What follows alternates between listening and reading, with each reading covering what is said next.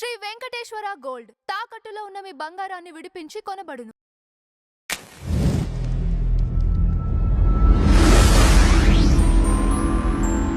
గురుగారు నమస్కారం. శ్రీమాత్రే నమః.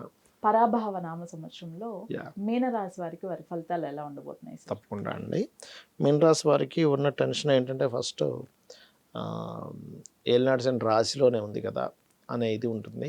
కాకపోతే ఇక్కడ ఆదాయ వ్యయాలు కనుక చూసుకుంటే 14 ఉంది. అంటే ఆదాయం 14 ఉంది, వ్యయం 11 ఉంది. సో ఇది కొంత వీళ్ళకి ఊరట కలిగిస్తుంది ఇది. అలాగే రాజపూజ అవమానాలు కూడా చూసుకుంటే 7-2 ఇది కూడా బాగుంది. అంటే మెచ్చుకునే వాళ్ళ సంఖ్య 7 ఉంటే అవమానించే వాళ్ళ సంఖ్య 2 ఉంది. అయితే ఇవి మాత్రమే కాకుండా మనకి ఏలినాటి శని కానివ్వండి, మిగతా ఫలితాలు ఎలా ఉంటాయి, మిగతా భావాల గురించి ఏమిటి అనేటువంటి విషయాలు చెప్తుంది. నేనైనప్పటికీ చెప్పిస్తుంది సాక్షాత్ లలిత అమ్మవారిగా భావిస్తూ, ప్రధానంగా ఇక్కడ ఏలినాటి శని రాశిలో సంచరిస్తున్నందుకు చాలామంది అపోహ ఏంటంటే శని కాబట్టి ఏ పని అవ్వదు అంటూ ఉంటారు. నేను ఒకటే చెప్తాను, నేను చాలాసార్లు ఉదాహరణ చెప్పాను. పిఎం సీఎంలు అందరూ ఏలినాటి శనిలో అయ్యారు, మీరు ఎందుకు టెన్షన్ పడతారు. కాబట్టి ఏంటంటే శని అనేటువంటిది మీకు లేట్ అవుతుందేమో కానీ అన్నీ ఇస్తుందండి. శని ఇస్తాడు మీకు. శ్రమ అనుకోండి, శ్రమ పడాలంటే జాబ్ ఉంటేనే శ్రమ పడతాం. స్ట్రెస్ ఉండాలి, వివాహం అయితేనే స్ట్రెస్ ఉంటుంది. అందుకని వివాహాన్ని, జాబ్ని, బిజినెస్ అన్ని ఇచ్చేవాడు శని. కాకపోతే మనం కొంచెం సిచ్యువేషన్ తగ్గట్టుగా ఎక్కడా బద్దకించకుండా మనం కనుక చేయగలిగితే, మధ్యాహ్నం నిద్రపోకుండా, అంటే మళ్ళీ చిన్నపిల్లలు, స్త్రీలకి అనారోగ్యాలు కాదు, మంచి యువకులుగా ఉన్న మధ్యాహ్నం నిద్రపోకూడదు ఏలినాటి శని ఉన్నప్పుడు. ఇంకా పెరుగుతూ ఉంటుంది దాని ఎఫెక్ట్. ఈ జాగ్రత్త తీసుకుంటే సరిపోతుంది. వీళ్ళకి ఫైనాన్షియల్గా గ్రోత్ అండ్ సంతానం కోసం చేసే ప్రయత్నము జూన్ తర్వాత బాగుంది చెప్పాలంటే వీరికి. బికాజ్ ఆఫ్ జూన్ తర్వాత గురువు పంచమంలోకి వెళ్తాడు. జూన్ లోపల ఎంత వీళ్ళు ఆగుదామని ఆగలేకుండా ఏదో ప్రాపర్టీ తీసుకోవడము, బంగారం తీసుకోవడము ఖచ్చితంగా చేస్తారు. డైలీ లైఫ్ అండ్ పూర్వజన్మ కర్మస్థానంలో కేతు ఉన్నాడు కాబట్టి వీళ్ళు రెగ్యులర్గా వీళ్ళు ఒక అలవాటు చేసుకోవాలి. దీనివల్ల 2 రకాల బెనిఫిట్స్ ఉంటాయి. ఒకటి, ఏలినాటి శని ప్రభావం తగ్గుతుంది ఈ అలవాటు వల్ల, అండ్ రెగ్యులర్గా ఉండే ఆటంకాలు తగ్గుతాయి. ఏమిటది అంటే, మీకు దగ్గరలో ఏదైనా గణపతి ఆలయం కనుకున్నట్లయితే, ఎంత వీళ్ళు గణపతి ఆలయాలకు రెగ్యులర్గా వెళ్తూ ఉంటే అంత వీళ్ళకి ఆ దోషం అనేటువంటి తగ్గిపోతుంది, ఆ స్ట్రెస్ అనేటువంటి తగ్గుతుంది. అంటే ఆటంకాలు అనేవి పోతాయి, ఏలినాటి శని ప్రభావం కూడా తగ్గుతూ ఉంటుంది. ఇక వీరికి కానీ వీరి జీవిత భాగస్వామికి కానీ ఉద్యోగ అవకాశాలు పెరుగుతాయి, అందులో ఎటువంటి సందేహం లేదు.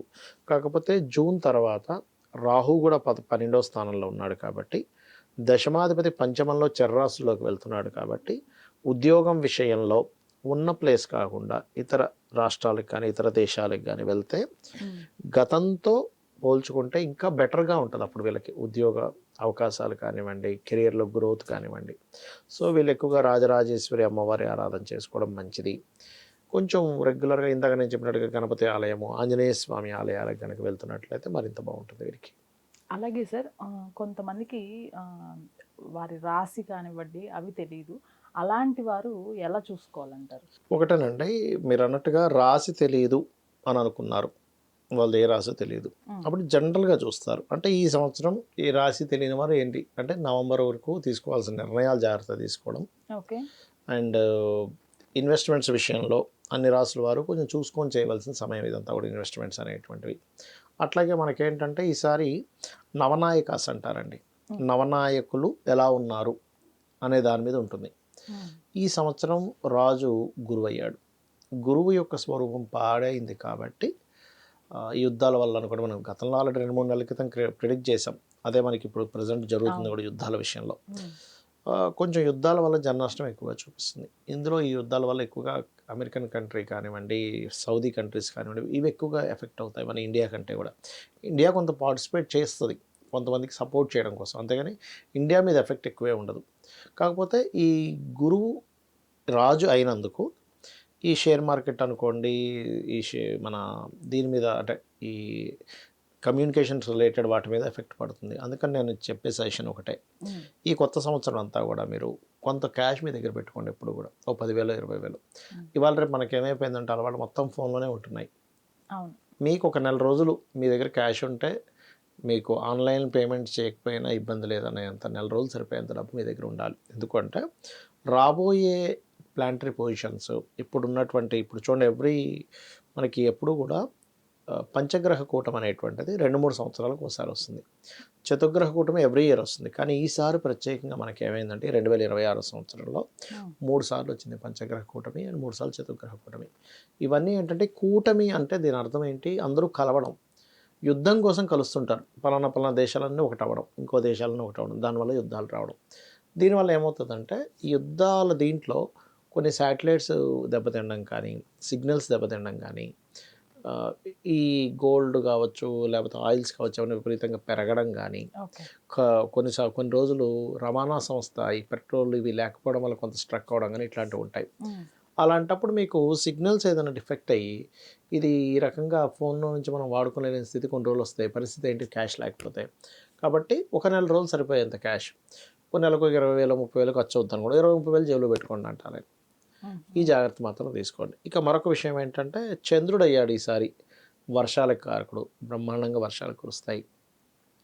అర్ఘ్యాధిపతి అంటారు, అంటే మనకు ప్రైజెస్ కారకుడు.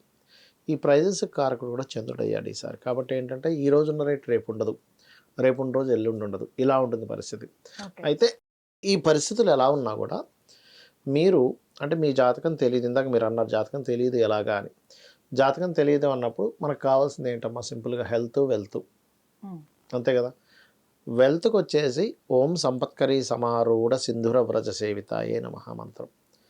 హెల్త్కి వచ్చేసి ఓం సర్వవ్యాధి ప్రశమని సర్వమృత్యు నివారణి అగ్రగణ్య చింతిరూప కలికల్మషనాశినే నమః.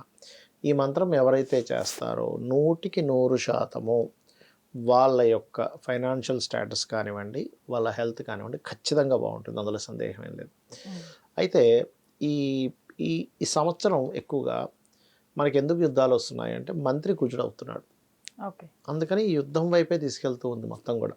అంటే ఎవరైనా సరే వాళ్ళ శక్తిని చూపించుకోవడం ఎలా చూపించుకుంటారంటే, ఇప్పుడు చూడండి బాగా బలవంతుడు వారి శక్తిని బలంతో కొట్టి చూపించుకుంటాడు, బాగా తెలివైన వాడు తెలివితో చూపించుకుంటాడు. అట్లాగే ఈ సంవత్సరం కుజుడు అయ్యాడు కాబట్టి ఈ గొడవల రూపంలోనే ఎక్కువగా ఉంటూ ఉంటుంది అనేటువంటిది బలంగా చూపిస్తుంది. Thank you sir. శ్రీమాత్రే నమః.